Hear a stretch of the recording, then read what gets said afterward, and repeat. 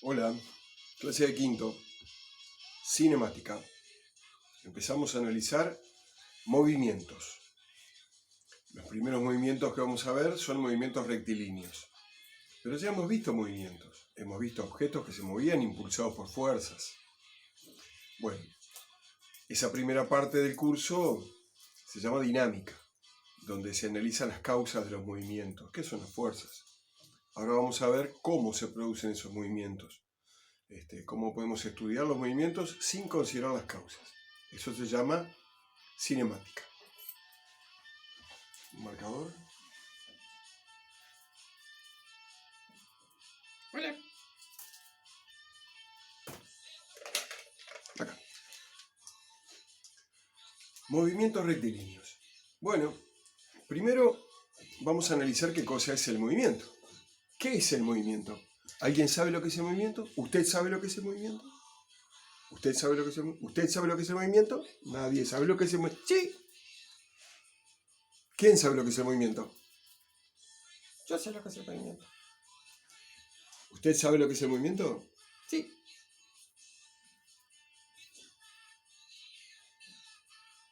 ¿Qué es el movimiento? Es cuando algo se mueve. A ver, en serio, el movimiento tiene que ver con la posición de los objetos. ¿Qué es la posición de los objetos? Pero vos preguntas todo. No sabes nada. No sabes qué es el movimiento. No sabes qué es la posición. Bueno, no es que no sepa lo que es el movimiento ni la posición. Es que quiero saber si usted sabe lo que es el movimiento y la posición. ¿Viste que yo estoy vestido de verde igual que vos? No tiene nada que ver. Además, vos no estás vestido de verde, vos sos verde.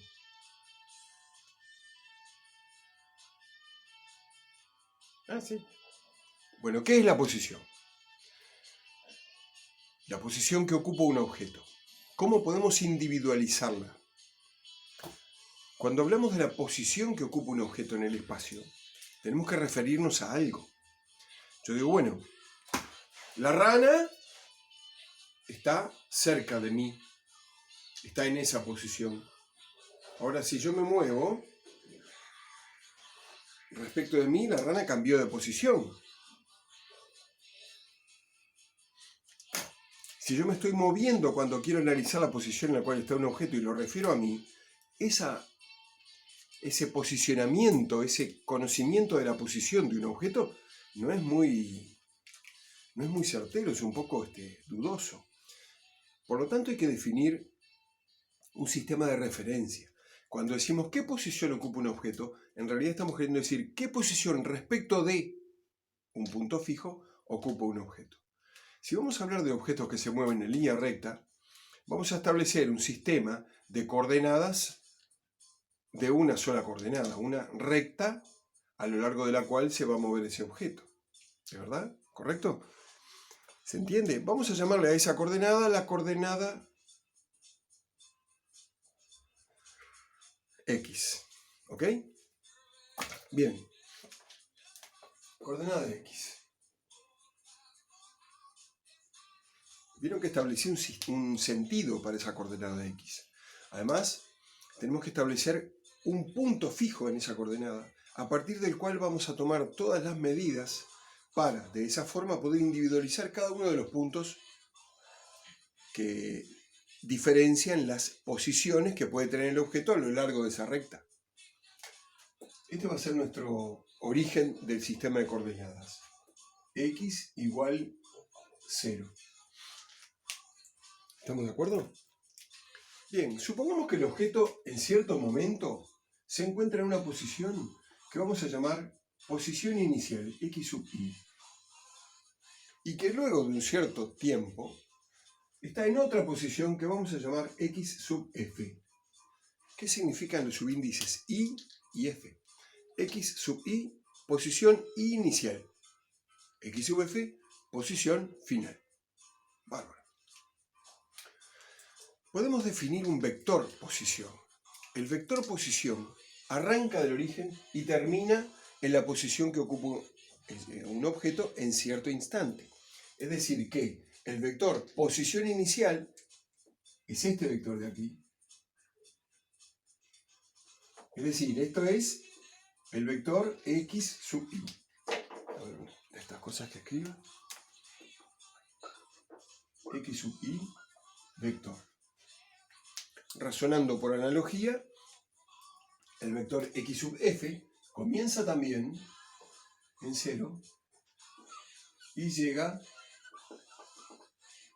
hasta allí. Este sería el vector x final.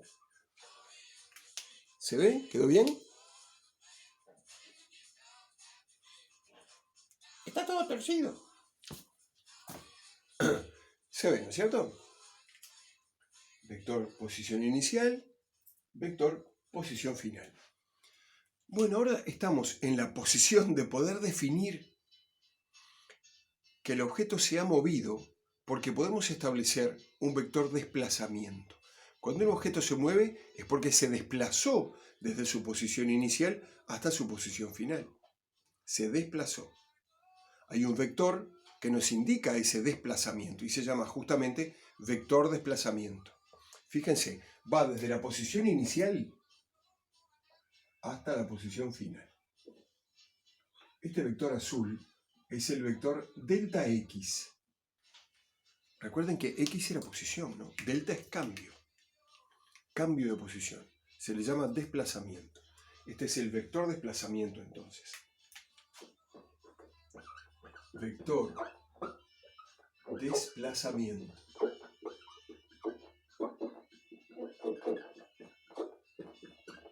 Delta x. ¿Cómo encontramos el vector desplazamiento? Restando el vector posición final menos el vector posición inicial.